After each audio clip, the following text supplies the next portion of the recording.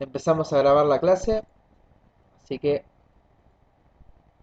estamos dispuestos a presenciar su exquisita presentación. ¿Sí? Se presentan como grupo. Aclaren por favor cuáles van a ser las normas de la clase. ¿Sí? Si se puede preguntar mientras ustedes están exponiendo, si las preguntas van al final. Eh, Preséntense cómo se van a ordenar, quién va a hablar primero, quién después, digan su nombre cuando empiezan a hablar. ¿Sí? Si hay algún tema que es muy complicado, ustedes mismos pregunten si alguien tiene alguna inquietud, alguna duda y cuéntenos un poquito a todos de lo que va a pasar terminando la charla.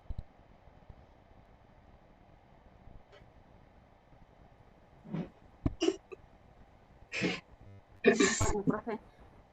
Bueno, buenas tardes. Vamos a presentar hoy el tema de TDA, trastorno de déficit de atención de hiperactividad. No sé si me escuchan bien. Eh, Primero empieza hablando, somos el grupo de las 22 y empieza hablando mi compañera Betsabe Rojas y luego seguiré yo, Palomino, y luego mi compañera Ponce y por último mi compañera Kaiwara, Sheila. Y sí, las preguntas pueden hacer en el momento que ustedes quieran, no hay problema con eso. Vamos a ir desarrollando nuestro tema y bueno, iniciamos. Bueno, comienzo yo. Vamos a hablar del TDAH en niños, el trastorno de déficit de atención con hiperactividad y es un trastorno, es un trastorno del neurodesarrollo que se origina en niños y puede avanzar en la adolescencia y la edad adulta. Se caracteriza por presencia de síntomas como impulsividad, déficit de atención e hiperactividad. Eh, no todos los niños perdón, presentan los mismos síntomas.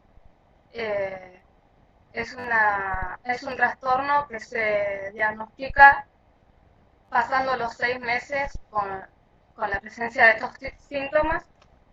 Hay tres tipos, que el primero es el predominante hiperactivo impulsivo.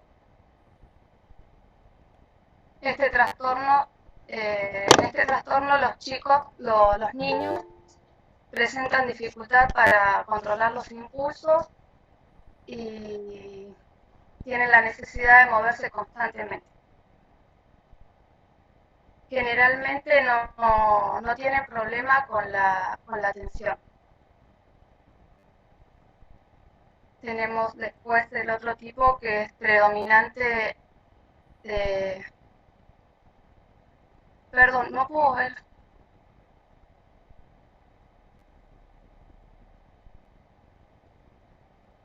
No puedo ver el power. Inatento. Predominante inatento, que los niños tienen dificultad para prestar atención. No puede, cuando le hablas, eh, parece como que te miran, te escuchan, pero no tienen la debida atención como para retener información. Y después tenemos la combinada de hiperactividad impulsiva y déficit de atención, que son las dos. Eh, Son hiperactivos y tienen tienen déficit de atención. Y esto puede ir cambiando a medida que van creciendo. Puede disminuir.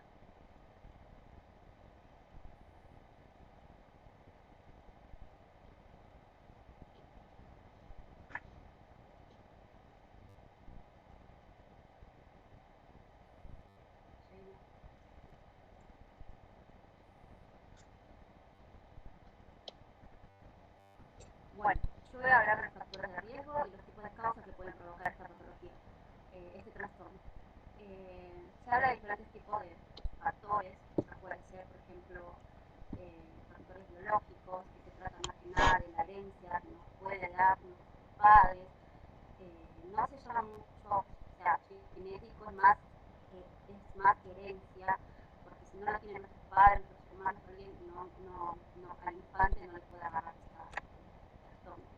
Después están los factores psicosociales, que puede ser, bueno, más que nada se trata cuando la madre obviamente está embarazada, está consumiendo factores, o sea, bebidas alcohólicas, consumo de drogas, consumo de tabaco, y pasa esto de que el bebé nace con este trastorno dificultoso que sería el TDA, ¿no? O TDAH, que sería más hiperactividad. Después están los factores ambientales, que es más la exposición a tóxicos de ambiente, ya sea plomo, sea pintura, edificios con tuberías como oxidadas constantemente, como son factores ambientales como que dice, como que provoca este trastorno también de un infante. Después está, bueno, el nacimiento prematuro, que comúnmente ocurre cuando la madre consume, bueno, cosas inadecuadas, drogas, cocaína, adicciones en realidad. Bueno, pasa esto de que tiene un nacimiento prematuro, ¿no? Después está, bueno, la parte de las causas, que están también las lesiones cerebrales, que pasa comúnmente cuando un infante a partir de los 3 años sufre demasiados golpes, obviamente todo neuronal, todo en la cabeza, ¿no? Y pasa esto de la dificultad, estos son causas, no están comprobadas científicamente, pasa esto de la dificultad de TDA. Después está supuestamente el azúcar, que no está comprobado científicamente, pero los científicos, o sea, los psicólogos y los psiquiatras lo mencionan, como diciendo que el azúcar provoca en un niño, ya sea un niño normal, un niño TDA, o sea, provoca en un niño la dificultad o digamos, el TDA más complicado, o provoca el TDA o la hiperactividad de un niño. Después los aditivos alimentarios, que supuestamente también son los colorantes, los conservantes, los alimentos que no son sanos, bueno, también provocan normalmente estas dificultades. Después también dicen, que no está comprobado, que la pantalla en exceso también provoca, pero bueno, no está comprobado. Luisa, te hago una consulta. Sí. ¿De qué bibliografía sacaron esta información? No me acuerdo ahora, pero sacamos de libros de psicólogos y psiquiatras de Estados Unidos, y la parte de fármacos sacamos más que nada de acá de Argentina. ¿Cómo es? De la hospital italiana. Sí, y de artículos de la parte argentina también. Muchas gracias. Bueno, seguimos con los síntomas. Obviamente son 2 tipos, ¿no? El TDA, que es parte de inatención, y el TDAH, que es la parte que incluye la hiperactividad.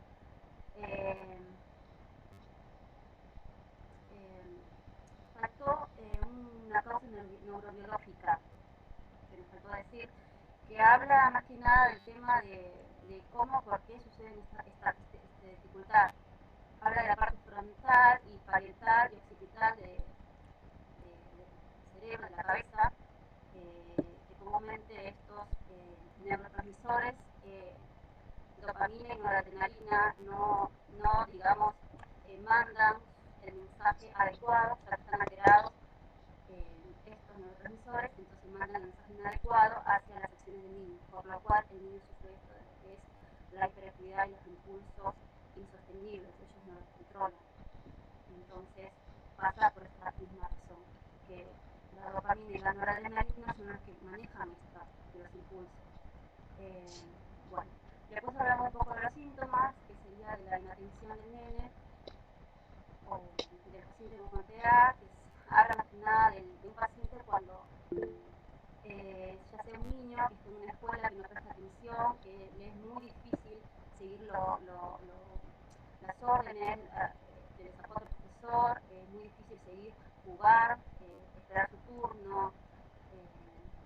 Prácticamente de inatención son muy, prácticamente entre comillas, colgados no pueden hacer terminar sus trabajos, terminar sus tareas, sus responsabilidades mínimas, que son lavarse los dientes, eh, bañarse o comer, ¿no? Y después está la parte de la hiperactividad o la impulsividad, bueno, viene junto en el TDAH, que es más que nada cuando el nene tiene demasiados movimientos, el nene está sentado y tiene muchos movimientos en las manos, movimientos en los pies, no puede parar de moverse y corre, tiene que comer y le está corriendo.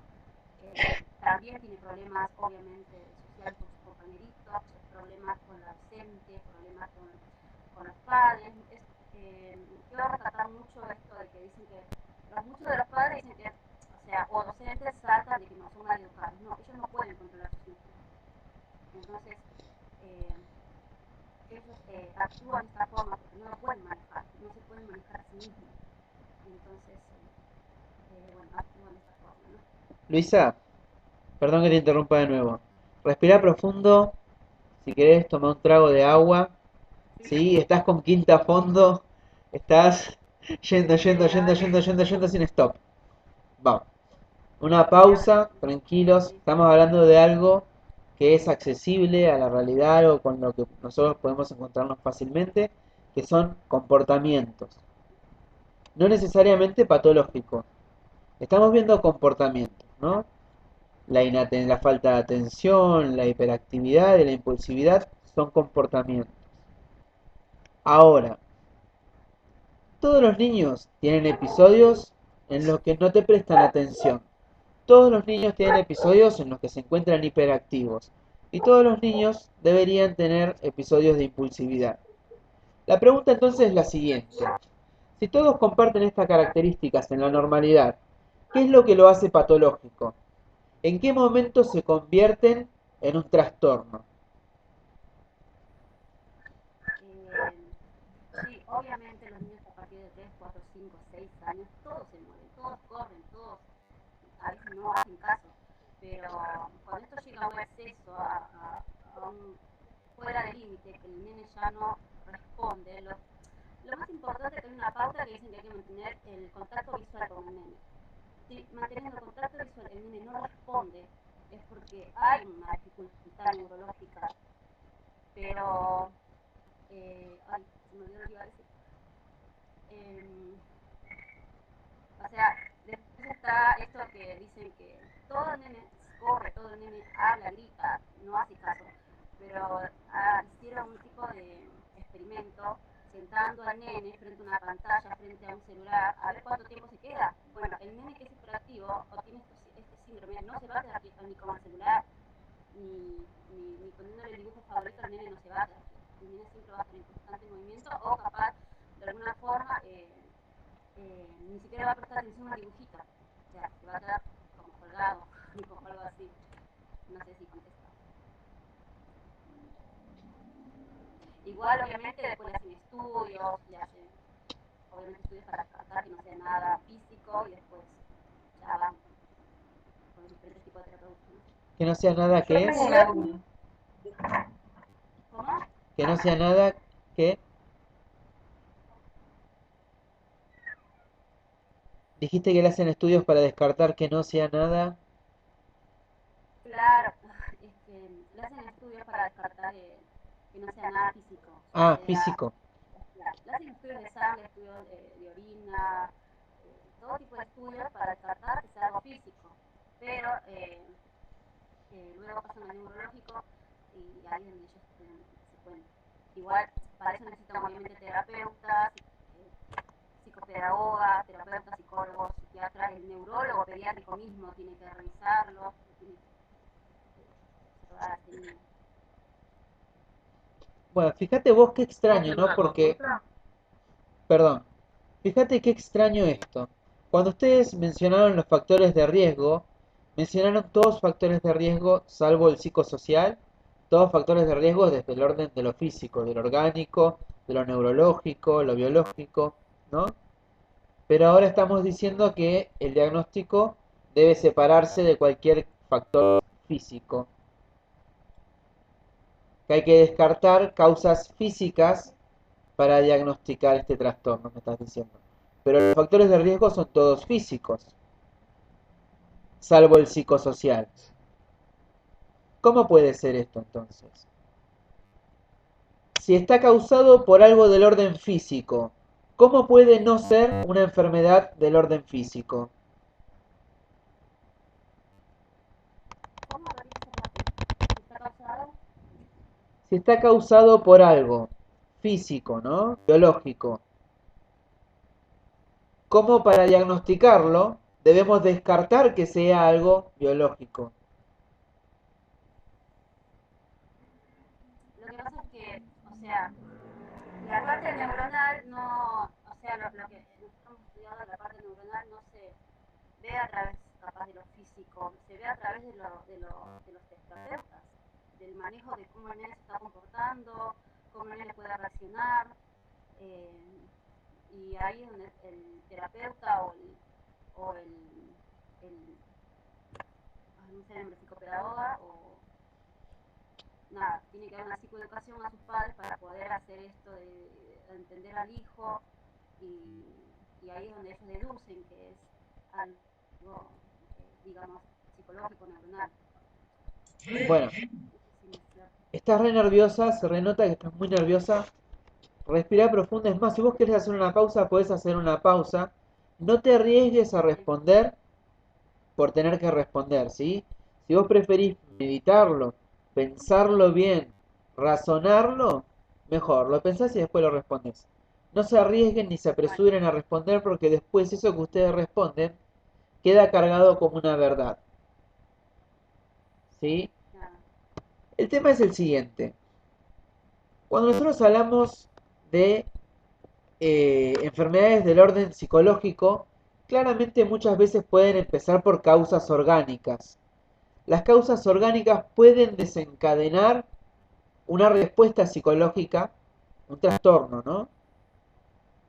Pero no son la causa primera, sino que son como el desencadenante. ¿Sí? Hay procesos psíquicos que están causando un trastorno psíquico. Ahora la pregunta sería entonces, luego de toda esta explicación, el trastorno que estamos viendo ahora, ¿no? Déficit de atención e hiperactividad. ¿Es una enfermedad física, mental o física y mental?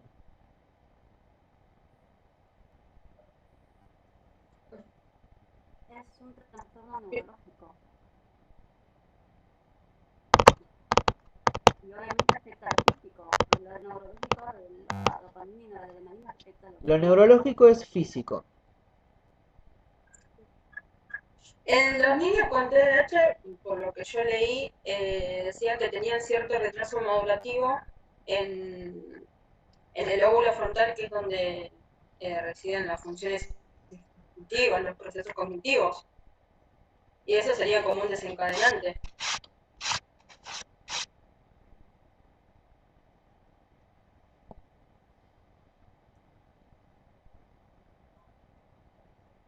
Entonces, ¿cómo cerramos? ¿Es una enfermedad física, psíquica o biopsíquica?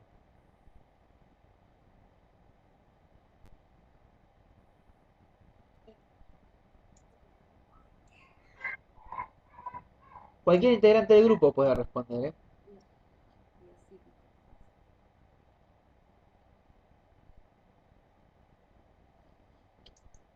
Física y psíquica. Lo interesante es que yo apenas escuché esto, lo primero que se me cruzó por la cabeza fue esto, ¿no? Entonces, ¿es físico, es psíquico? ¿Qué tipo de trastorno es? Porque hay trastornos físicos, hay trastornos psíquicos, hay trastornos sociales. ¿No? ¿Ustedes no lo pensaron cuando leyeron todo esto? Por más que no hayan encontrado una respuesta. Yo pienso más que es un trastorno físico y psíquico.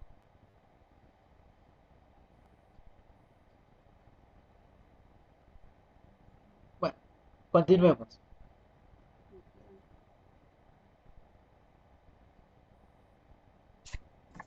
Quizá quizás a lo que se está refiriendo en este momento no es lo que uno piensa después de haber leído, sino cómo lo justifico. Yo digo físico, listo, ¿por qué? Por esto y por esto y por esto. Digo que es psíquico, y bueno, lo justifico, porque o sea, a través de determinados estudios psicólogos, psiquiatras, me demuestran que ese tema no es mi opinión, sino lo que yo puedo justificar. Como consejo, chicos, yo los escucho bien, pero cuando uno va a dar una clase o va a explicar, lo primero que tiene que pensar es a quién va a tener adelante y decir, ¿quién me puede preguntar esta gente? ¿Y en dónde me puede meter en problemas? Para investigar. Entonces ya tengo una respuesta guardada en el bolsillo, me dice algo y ya está, ya lo ubiqué. Y cuando le contesté bien, no me preguntó más. ¿Sí? Es algo que tiene que tomar como precaución, chicos.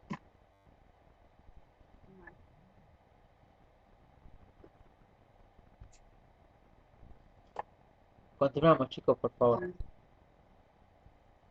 Gracias, Alberto. Sí, sigo yo.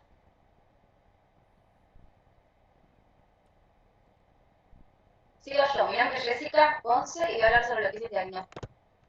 Bueno, como ya dijeron anteriormente, los síntomas aparecen a temprana edad, pero pueden variar de persona a persona, por lo que puede ser difícil diagnosticarlo.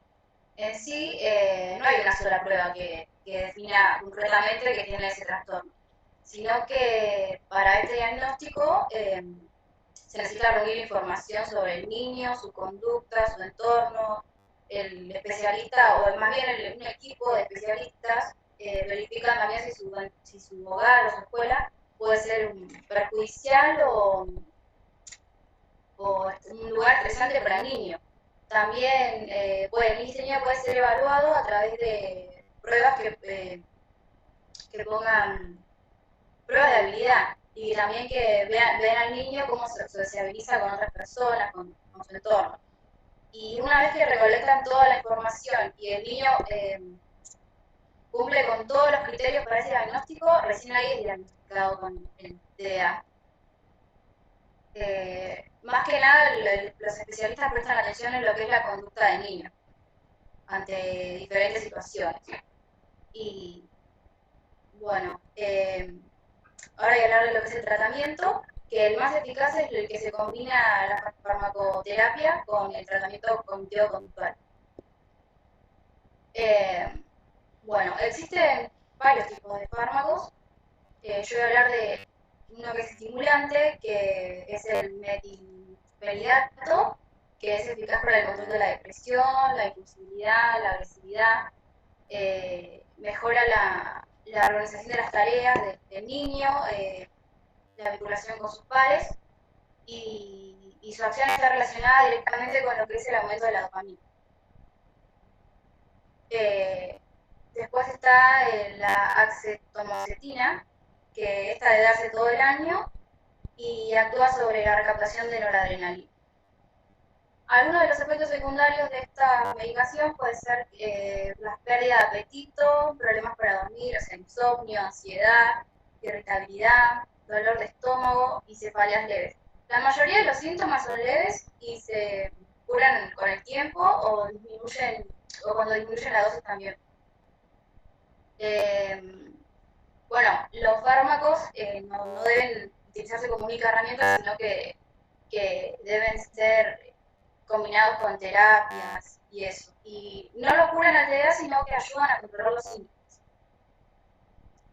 Bueno, ahora voy a hablar de lo que es la terapia cognitivo-conductual, que está enfocada en la vinculación del pensamiento y la conducta, y es una forma de entender de cómo uno piensa de sí mismo, de otras personas, del mundo que los rodea.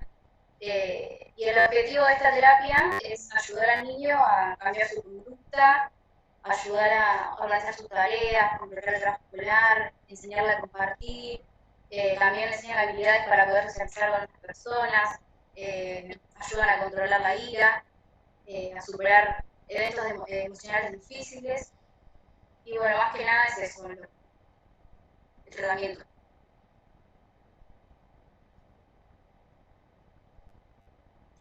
Si tienen alguna duda. Sí, yo tengo una duda. Sí. Con respecto a los síntomas, por ahí, imagina. Ah. y al diagnóstico, porque porque hasta para el diagnóstico es igual. Entre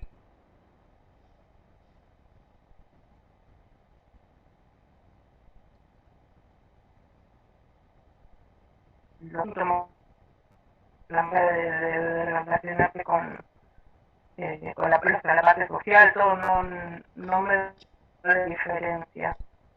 No se entendió nada. Se escuchaba mal.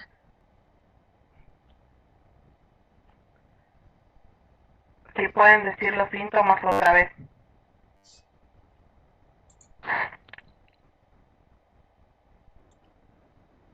No sé. Sí, bueno. Los tres síntomas que son características de ese trastorno es la inatención, la hiperactividad y la impulsividad. Estas tres características tienen una serie de síntomas que, bueno, que mencionó mi compañera Luisa anteriormente, ¿no? Que se distraen fácilmente, tienen dificultad para concentrarse. Atención, la hiperactividad tiene movimientos constantes, impulsividad tiene impulsos sin control, que actúa incontrolablemente a través de la impulsividad, la hiperactividad, movimiento constante y la inatención.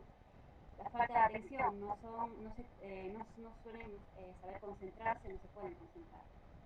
No entiendo la pregunta. No se te escucha ni se te entiende, disculpa. ¿No se escucha? Ahí se escucha. Hola. Se te escucha despacito, Luisa. Sí, es que es una computadora vieja. No, básicamente los síntomas son esos, que tienen dificultad para concentrarse, están en continuo movimiento, parecen que no escuchan cuando les hablan, ¿cómo es esto? No pueden seguir reglas. Ajá. No mantienen la concentración y pueden realizar tareas cotidianas del día a día. Estamos hablando de un infante, ¿no? De un adulto, por ejemplo. Un infante es así. Yo les propongo que hagamos algo. ¿Sí? ¿Ustedes me permiten? Les propongo que hagamos lo siguiente. Imaginemos que somos enfermeros de guardia de pediatría y que ingresa un niño con X causa, lo que sea. Se haya cortado el dedo, lo haya picado un mosquito, lo que sea. Este niño ingresa por la guardia por otro problema que no es un trastorno. ¿Qué tipo de conductas tendría ya en la guardia? Imaginémonos que está en la guardia delante de nosotros, ¿no? Este chico. ¿Qué conductas de este niño nos harían notar a nosotros que tiene TDAH? ¿Cómo estaría este niño ahí adentro de la guardia? El niño en la guardia en constante movimiento. No se quedaría quieto en ningún momento.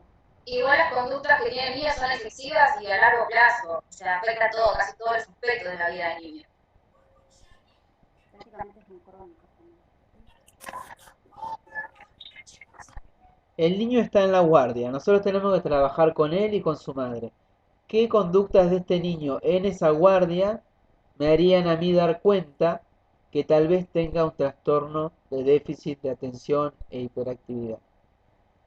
Simulen ese niño, créenlo, imagínenlo, que está en la guardia.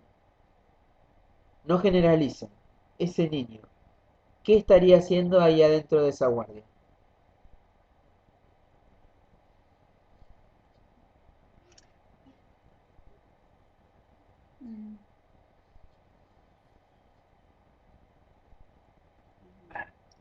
Si no lo podemos llevar a la realidad, no lo comprendimos. Porque decir que son chicos que están hiperactivos es una generalidad. Decir que son chicos que no pueden prestar atención o concentrarse es una generalidad. Vamos a llevarlo a la vida real. ¿Cómo estaría ese niño? Ustedes son directoras de cine y tienen que hacer una película sobre un niño con trastorno, déficit de atención e hiperactividad. ¿Cómo debe ser ese niño? Tienen que ponerlo en escena. Ustedes son las directoras de la película. Muéstrenme la escena. Cuéntenmela. Entra el niño con la madre a la guardia, la reciben las enfermeras y el niño de repente...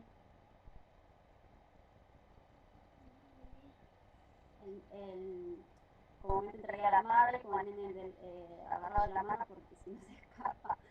Muy bien, ¿ves? Muy bien, muy bien, muy bien. Él entraría un poco nervioso y ansioso porque son así comúnmente. Y empezaría a Claro, preguntar cosas de enfermería.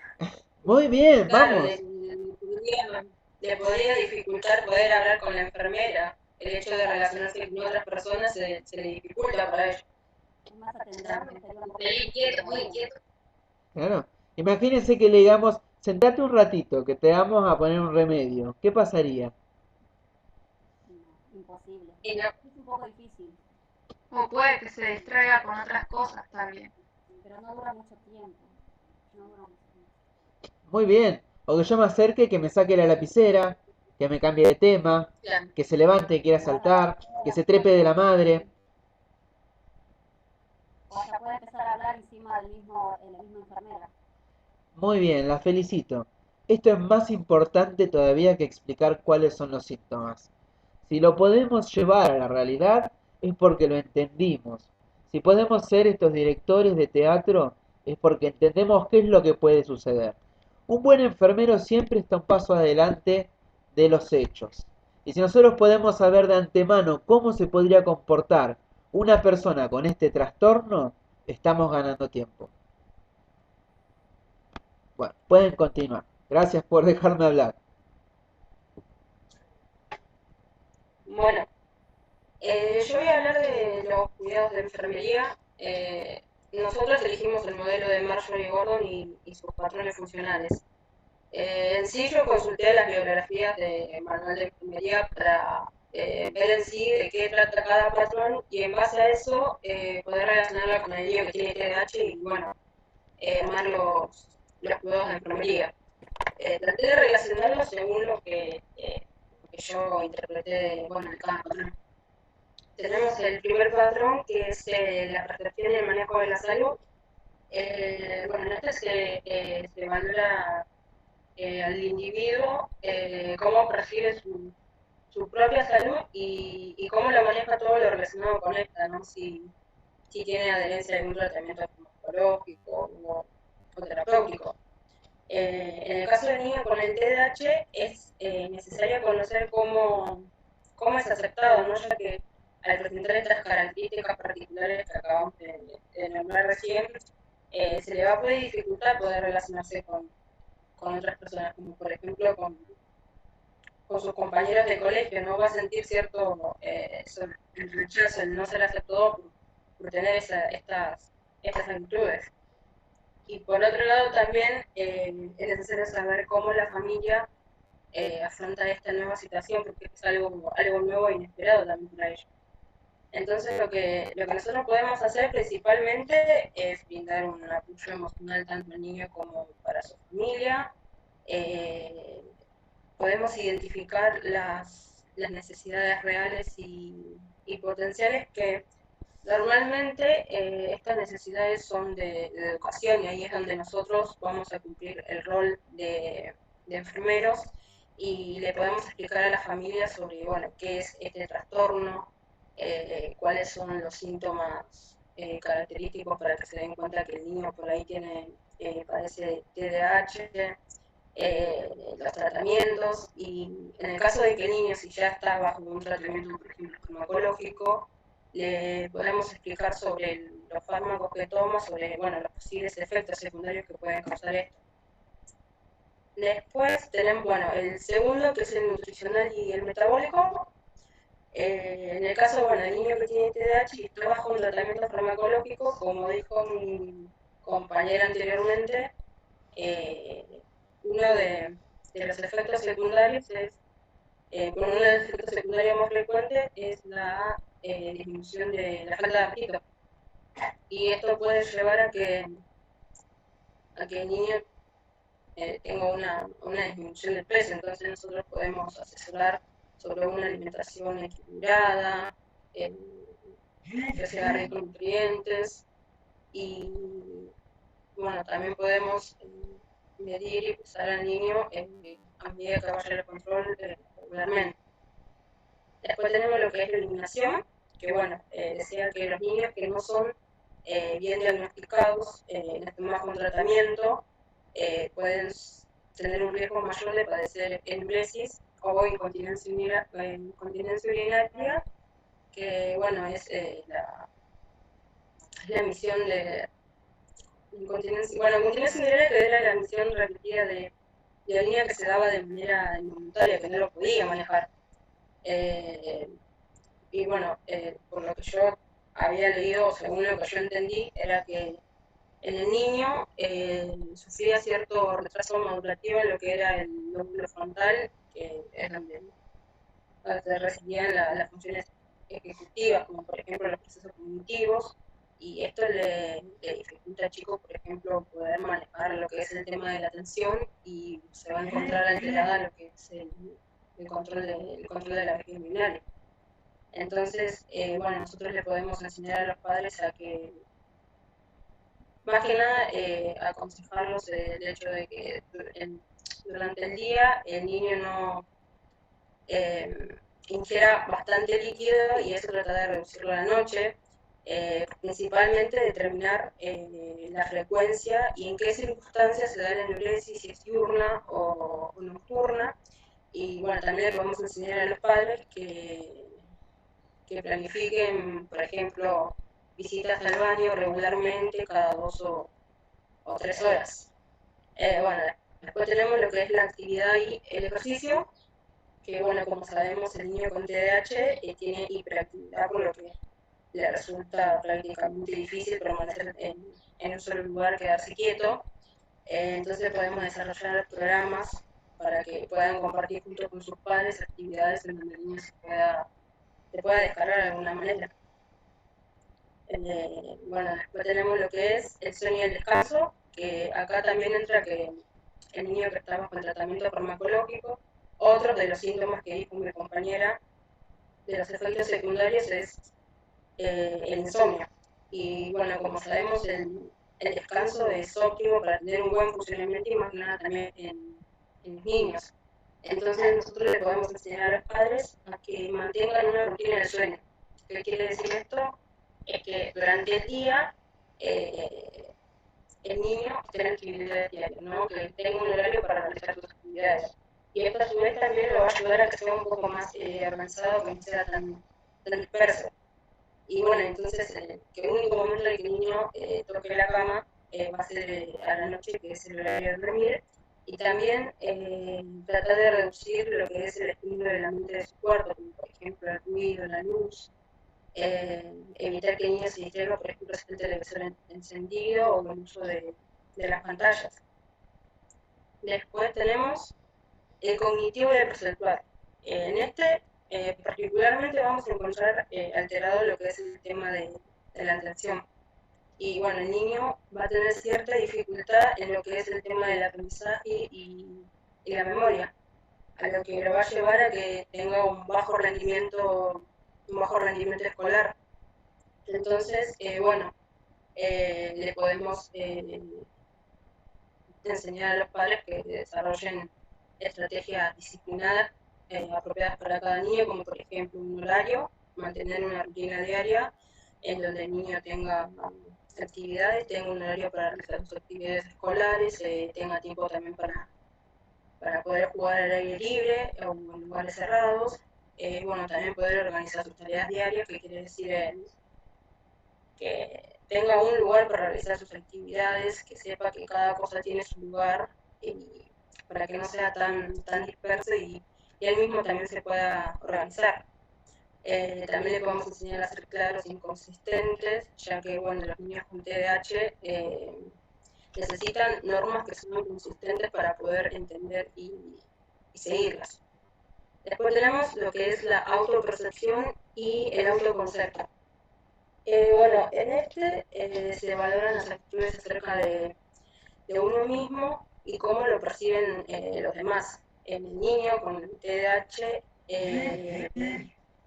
lo que yo puedo interpretar es que se va a encontrar alterado lo que es el riesgo o la presencia de baja autoestima, ya que el niño va a sentir cierto rechazo por parte de sus compañeros, a veces inclusive también de los adultos, ¿no? Que no se puede integrar socialmente, entonces el niño tiende a pensar que constantemente hace las cosas mal y eso le lleva a tener una baja autoestima.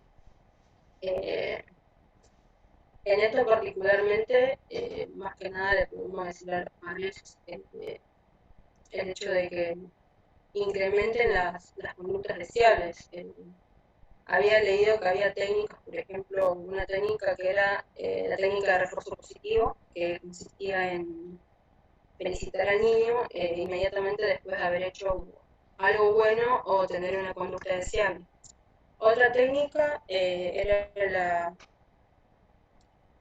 la atención positiva, que consistía bueno, en hacerle entender al niño que estamos comprometidos, también interesados en querer ayudarlo a él.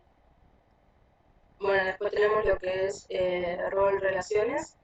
En esto se va a encontrar el problema para poder relacionarse socialmente. El niño va a manifestar rechazo por parte de sus compañeros, también los adultos, como dije hace un ratito, lo cual, bueno, lo va a dificultar poder integrarse socialmente, poder mantener un vínculo. Entonces, bueno, lo que podemos hacer es fomentar sus conductas sociales, ahora los que le involucren en actividades deportivas que pueda compartir con niños de su misma edad, o si bien también estar en actividades que sean individuales, que al niño le va a resultar más fácil también concentrarse cuando está solamente en una actividad individual, y que también le va a ayudar a manejar el tema de la atención. Después tenemos la adaptación y tolerancia al estrés, que bueno, en este se va a valorar el nivel de estrés del individuo, cómo se manifiesta ante determinadas situaciones estresantes, o si tiene una respuesta eficaz frente a las dificultades o a los problemas. Bueno, el niño con TDAH tiene dificultades para poder manejar el estrés, ¿no? Y uno de los trastornos que está relacionado con el TDAH es la ansiedad, que al tener estas dificultades, que la atención, el hecho de ser hiperactivo, ser impulsivo, no poder controlar lo que hace, a su vez le genera cierto impacto negativo en lo que es el académico, lo social, lo personal y lo familiar, ¿no? Y bueno, esto hace que el niño constantemente esté bajo situaciones estresantes, donde no va a saber cómo actuar, y va a sentir un miedo y una preocupación excesiva ante esas situaciones, porque no va a saber cómo responder ante eso, ¿no? Y después tenemos lo que es sexualidad y reproducción. Yo lo relacioné más cuando está entrando a lo que es la etapa de la adolescencia, la preadolescencia, que es donde sienten las emociones y sentimientos como más intensos. Y en el caso del individuo que tiene TDAH, si bien por ahí está tratado, o capaz que todavía no se lo diagnosticaron, pero a mi parecer es como que va a tener más dificultad para poder controlar sus impulsos. El hecho de actuar sin pensar en las cosas negativas que puede generar, como por ejemplo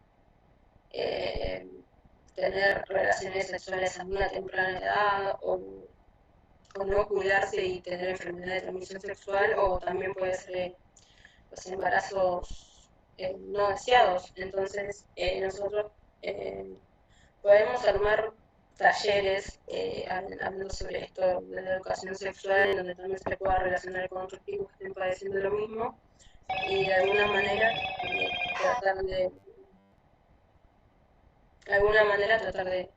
educarlos, y también para que la familia le pueda enseñar desde la casa. Bueno, después tenemos lo que es valores y creencias, que la verdad que yo se me dificultó bastante tratar de relacionarlo con el niño que tiene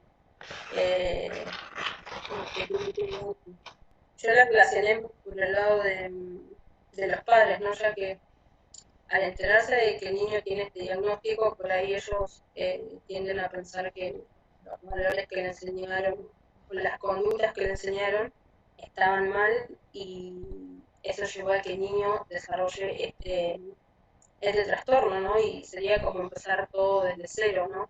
Enseñarle al niño el hecho de tener cierto nivel de empatía, de ponerse en el lugar del otro, en entender los valores más que nada. Mi compañera Lisa lo entendió de otra forma, no sé si ella lo quiere explicar, porque no nos pusimos bien de acuerdo como para poder desarrollarlo, cada uno tenía como diferentes puntos de opinión. Claro, es que era ese punto que lo que estás diciendo era lo que te había dicho. De tener empatía mutua y tratar de, más que nada, a los padres, inculcarle los valores hacia el niño para que pueda, digamos, llevarse bien con sus compañeritos y con los padres y en la escuela. Y en eso también está la, ¿cómo se dice?, la educación para los padres y para los mismos docentes. Bueno, yo cada patrón lo traté de relacionar más o menos con el niño que tiene TDAH. Bueno, Muy bien logrado, chicos. La verdad, me encantó el modelo de Marjorie Gordon. Recordemos que es la presidenta de NANDA, ¿no? Fue. bueno, la siguiente pantalla.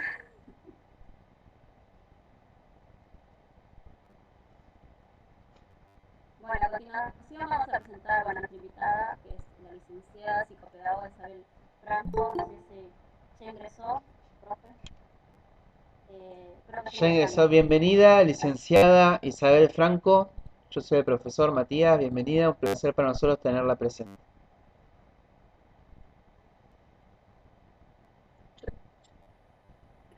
Hola, ¿me escuchan? ¿Me ven? Porque yo no sé si siempre uso el otro Zoom. Me parece que, a ver, permitir. A ver, ay, ahora sí, creo que me escuchan y me ven. Sí, ahí se la ve. ¿Me escuchan? Perfecto, muchísimas gracias por permitirme unos minutitos. Eso, ¿cuánto tiempo tengo? Empecemos por ahí. ¿Me dijeron 10 minutos? ¿Está bien? Sí, está bien. Perfecto, bueno, muchísimas gracias. Bueno, como ustedes dijeron, mi nombre es Isabel Franco, he trabajado en el área clínica como en el área educacional, con diferentes nenes, también niños que han tenido diferentes tipos de patología. He sido maestra integradora y actualmente estoy en un centro de educación complementaria y soy orientadora del aprendizaje. Así que bueno, dicho esto, ya las chicas seguramente ya han dicho el origen, las causas. Así que bueno, me gustaría enfocarme desde el momento en que el niño ya está diagnosticado, ¿sí? Entonces, este niño, cuyas características seguramente también lo hablaron, donde tiene un continuo desorden, hay poca atención, también hay un desorden emocional, no se queda quieto, generalmente es el niño que se sienta, se levanta de la silla, a veces va, molesta también a algún compañero, vuelve al lugar y no puede mantener un periodo de atención un poquito más extenso, o por lo menos como el resto del grupo. En una oportunidad vino un niñito de 6 años y entonces, estando con él, le pregunto, ¿por qué queréis vos que venís a la psicopedagoga? Y entonces él me dijo, porque soy un globo.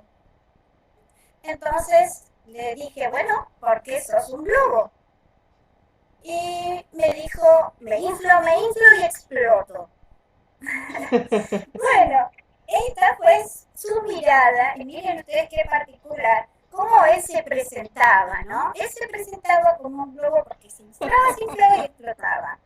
En muchas ocasiones, esta es la característica de estos niños también. Y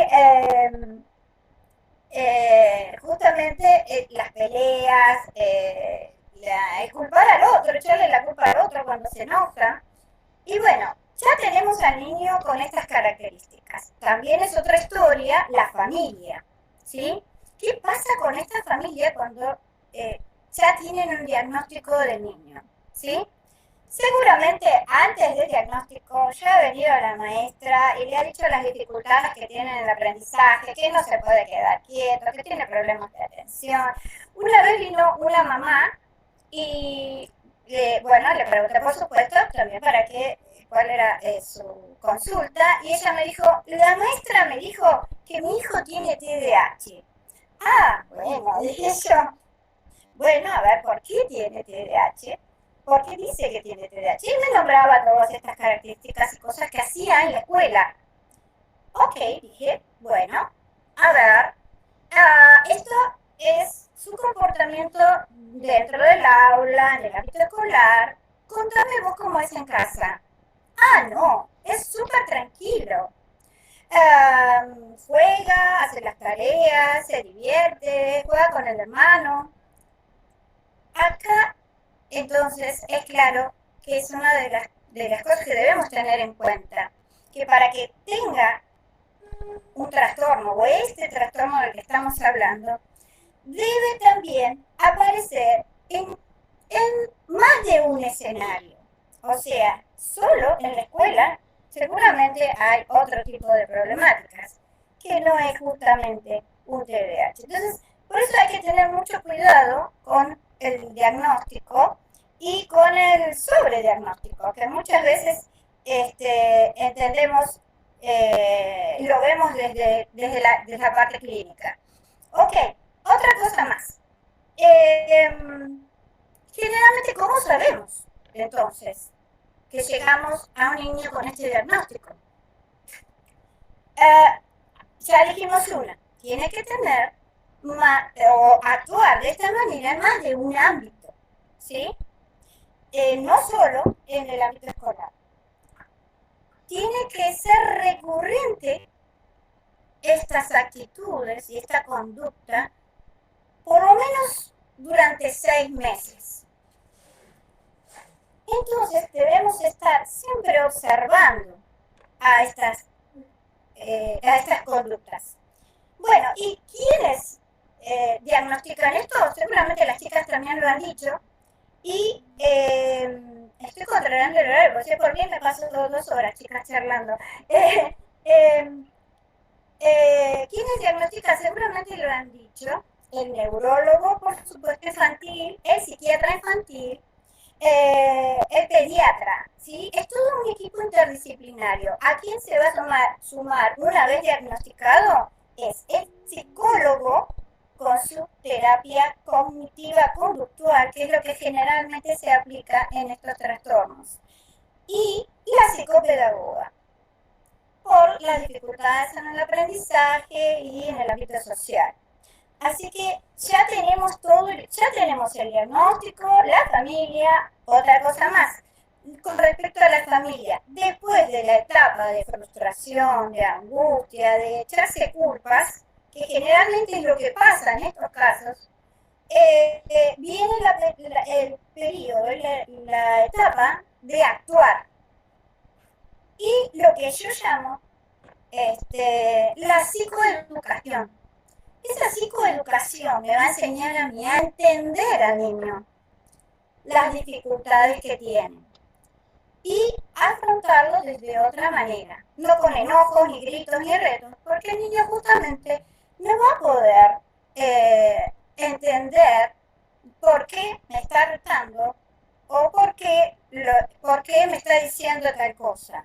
Entonces hay que tener ojo, que el niño entiende todo, no es que tiene algún trastorno también que no le permite relacionar o asociar, no, pero sí no puede contener su enojo, su ira, y si los papás o la familia, las personas que lo rodean, empiezan con gritos y mandatos de mala manera, el niño seguramente no va a poder solucionar el problema.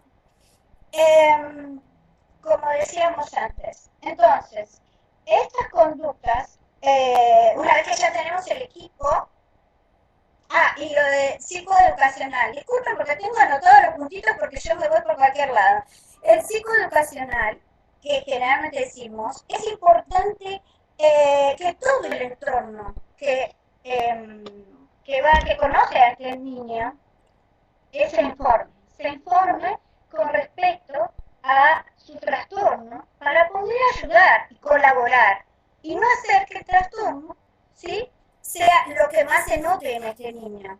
Seguramente tiene otras actitudes que también podemos destacar. Así que bueno, esto hasta ahí más o menos enfocándonos desde el vamos. En la casa lo que siempre sugerimos es que haya un orden en la casa, especialmente donde está el niño. ¿Por qué? Porque ya tiene un desorden en su cabeza y va a tener más desorden si ve que todas las cosas no están en su lugar. Tenemos que ir adaptándolo al niño a un orden. Lo mismo pasa con los horarios. En los horarios, desde la mañana, desde que el niño se levanta, tener un orden, un horario. Generalmente hacemos carteles, ahora les voy a mostrar, que son carteles, algunos cartelitos de ayuda. Los carteles en los niños con estos trastornos, como en otros también, son importantísimos, porque les ayuda a recordar qué cosas tienen que controlar. Ese impulso, esa impulsividad que ellos tienen, les va a ayudar a controlar. Yo tengo unas fichas, no sé si ustedes ven, no sé si se podrá ver mucho, pero les cuento.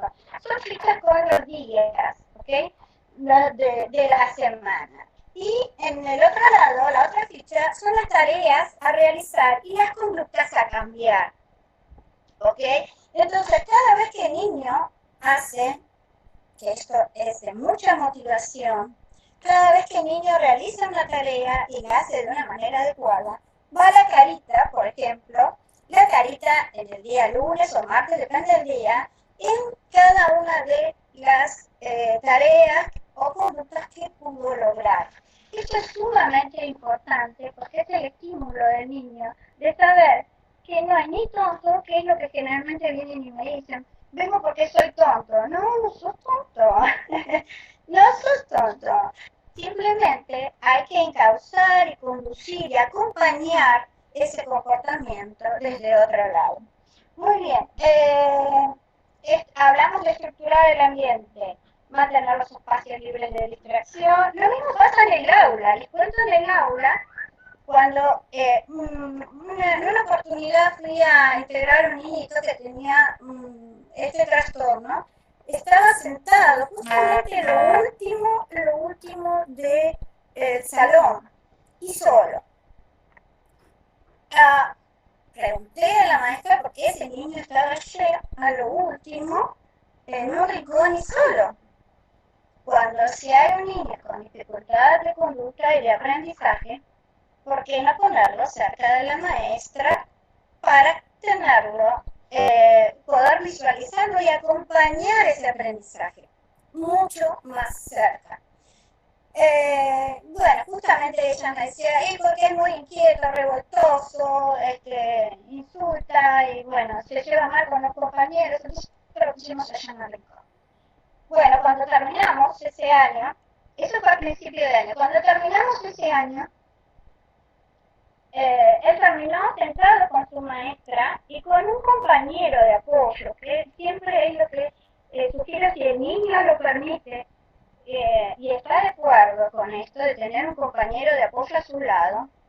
Les cuento, el compañero de apoyo le decía, sentate, cada vez que te quería levantar, sentate, volvé acá. Se levantaba el compañero de apoyo y lo traía y lo sentaba de nuevo, para que no haga lío. Lo acompañaba y le compartía el material necesario para trabajar. Muchos años después, este niñito que yo había encontrado allá en un rincón y que le habíamos solicitado a su nuevo compañero de apoyo, estaba en segundo grado. No hace mucho, y esto estoy hablando de hace 10 años atrás, encontré a uno de ellos y me dice, todavía somos grandes amigos. Así que fíjense ustedes, ese compañero de apoyo, que muchas veces les hace más caso al compañero de apoyo que le dice sentate o quédate quieto o callate, porque hablan todo el tiempo, como yo, pero bueno.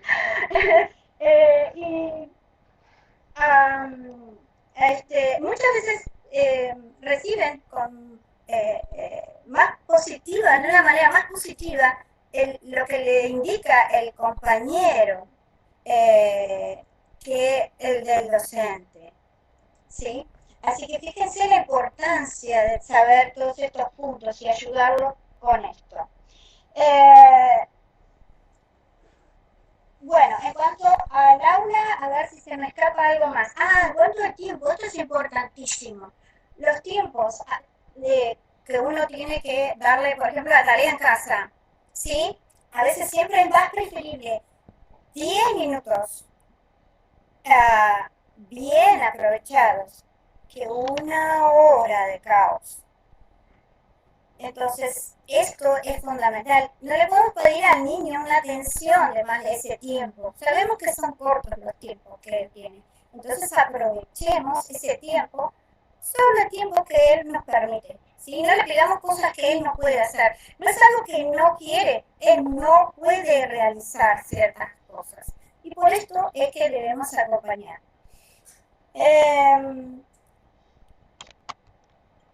A ver, estos son los reforzadores positivos, ¿sí? Con los que trabajamos, tanto en la casa como en el aula. Esto se repite, ¿sí? En cuanto una cosa quería decirles que ustedes seguramente hablaron de los fármacos, ¿sí? En cuanto a los fármacos, nos ha pasado que ha venido un niño que, bueno, al principio lo tenemos que sostener para que no se trepe al techo, pero otro día vino, por ejemplo, con una baba corriendo por su labio. O sea, sabíamos que estaba en tratamiento y que le iban a dar una medicación. Por eso debe ser observado, seguido, y tener una especie de bitácora, un cuaderno, donde se registra la medicación, el día en que se le dio, la hora en que se le dio, la reacción, el comportamiento, la conducta que tuvo ante tal fármaco, ¿sí? Porque eso también es un poco prueba-error, ¿no? Y ver cómo va resultando estos tipos de medicamentos.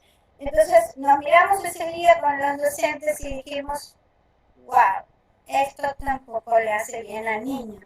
Muy bien, a mí me gustaría que quede claro eso, de que eso no es normal, de que ver eso no es parte del tratamiento, que no es un buen indicador. Exactamente. Muy bien. Y que no siempre, que a ver, es peor muchas veces el resultado, los efectos negativos que puede producir un fármaco, ¿sí? Y tenemos que tratar que no sean mayor los problemas con el fármaco que aquellas implicancias negativas que ya tiene la patología, ¿sí? O el trastorno en este caso. Bueno, y a ver, algunas otras cositas que quería como para poder compartir con ustedes.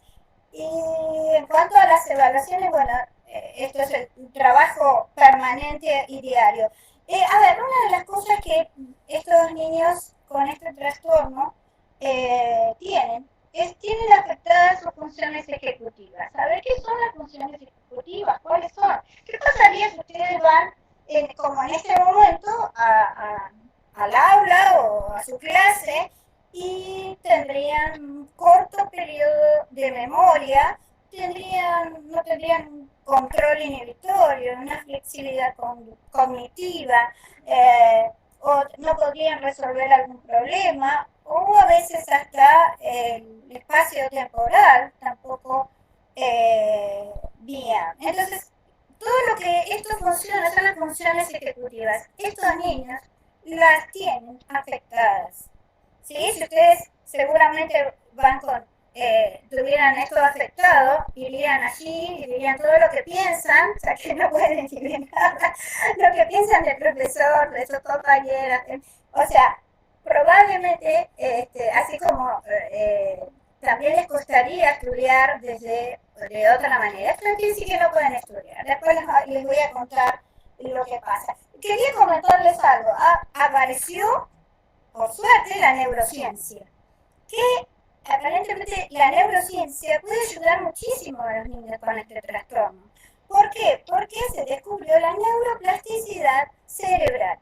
Y esto, miren lo que les voy a comentar. A ver si ustedes pueden ver. Tengo, bueno, se me cayó una. Tengo una bicicleta. ¿Ok? ¿Sí? ¿A ver a la bicicleta? Sí, se ve. Todos seguramente saben andar en bicicleta. ¿Sí? Sí, Su cerebro ya está acondicionado y estructurado que cuando ustedes mueven los pedales de una manera, ¿sí? Pueden avanzar, circular, ¿ok? ¿Qué pasa? Si cambiamos, por ejemplo, se hizo un experimento. Este experimento lo hizo Destin Sandlin, sí, que es un norteamericano que estudia las ciencias, y él dijo, bueno, voy a cambiarle acá tiene como un pendorcho, digo yo, porque no sé mucho de esto, pero lo cual da la dirección, ¿ok? De la bicicleta. ¿Qué pasa si yo le cambio esa dirección? Dijo Dusty. Cuando yo quiero doblar hacia la derecha, el manubrio va a ir hacia la izquierda. Cuando quiero ir hacia la izquierda, tengo que doblarla hacia la derecha. Muchos subieron a esta bicicleta tratando de poder avanzar. Nunca les costó muchísimo. ¿Y saben cuánto tardó para poder circular en esta bicicleta? 8 meses. Era una bicicleta muy particular. 8 meses tardó en poder avanzar en esta bicicleta. ¿Saben cuánto tardó su hijo? Solo 2 semanas. Solo 2 semanas. Ahí está una de las cosas que quería compartir con ustedes. Cuanto más pronto es el diagnóstico, ¿sí?, de un niño, más pronto podemos resolver, solucionar y que pueda desarrollar sus habilidades, que las tienen como cualquier otra persona. Solo tenemos que aprender a pensar diferente. Porque ellos pueden pensar diferente, ¿sí? De una manera diferente, su estructura es diferente en algunas cosas. Entonces, para poder acompañar tenemos que entender esto.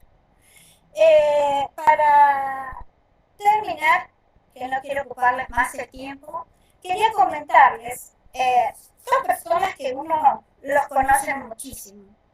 Bill Gates es uno de ellos, fue diagnosticado con este trastorno. Y dice, en lo académico, bueno, tenía problemas, por supuesto, en lo académico, y no podía controlar sus problemas de comportamiento. De hecho, recuerda que hacía un montón de preguntas y perturbaba toda la clase. Sin embargo, lo que para nosotros había significado una gran derrota, para Bill Gates fue un reto, pues aunque no era muy brillante en sus estudios, tuvo que abandonar la Universidad de Harvard. Él supo canalizar ese exceso de energía y creatividad para dar luz a la famosa Microsoft. Ok, así como con esto quiero decir, a ver, cuando tenemos un niño con alguna dificultad, no importa cuál sea, un trastorno o genético, lo que fuere, he trabajado también con niños con síndrome de Down. Nunca le pongamos un tope, nunca le pongamos un techo, nunca sabemos cómo nos van a sorprender.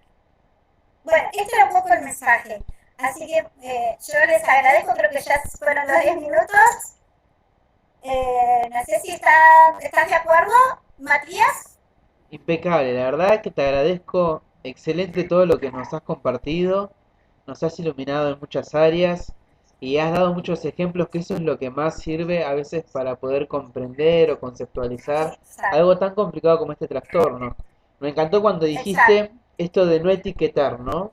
De que un diagnóstico no es una etiqueta, de que el diagnóstico es el día a día, de que hay que seguir evaluando, de que evaluar una conducta en un solo momento no indica nada, que tiene que haber una serie de eventos, tiene que haber un conjunto de evaluaciones para poder llegar a definir en un equipo un diagnóstico de este tipo, ¿no? Exactamente, siempre trabajar con ese equipo interdisciplinario es lo mejor. Cuando se trabaja en equipo siempre vamos a obtener un mejor resultado. Muchísimas gracias Matías por permitirme compartir esto, y al resto también espero que les haya sido beneficioso. Así que un beso grande. Gracias. Gracias.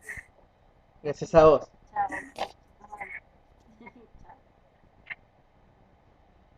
Qué excelente, la verdad, muy excelente, me encantó la presentación, creo que despejó un montón de dudas que nosotros habíamos dejado colgadas, ¿no? Por ejemplo, cuando ustedes mencionaban, yo les preguntaba, todos los niños pueden ser hiperactivos, todos los niños pueden tener una dificultad para prestar atención, todos los niños pueden tener impulsividad, pero ¿cómo nos damos cuenta de que esto es patológico? Bueno, lo acaba de responder la licenciada, ¿sí? Tiene que ser una cronicidad, o sea que se da a lo largo del tiempo, dijo mínimamente 6 meses, que estas conductas no escogen un lugar en particular para suceder, sino que son parte de la vida del niño, o sea que sucede en todos lados. Se comporta de esa manera en la escuela, en la plaza, en la casa de los abuelos, en la calle, en el mercado, en todos lados, ¿sí? Porque él no lo puede manejar, si no, no sería impulsividad. Estas cosas tienen que quedar frescas. Cuando hablábamos de modelos de enfermería, me gustó mucho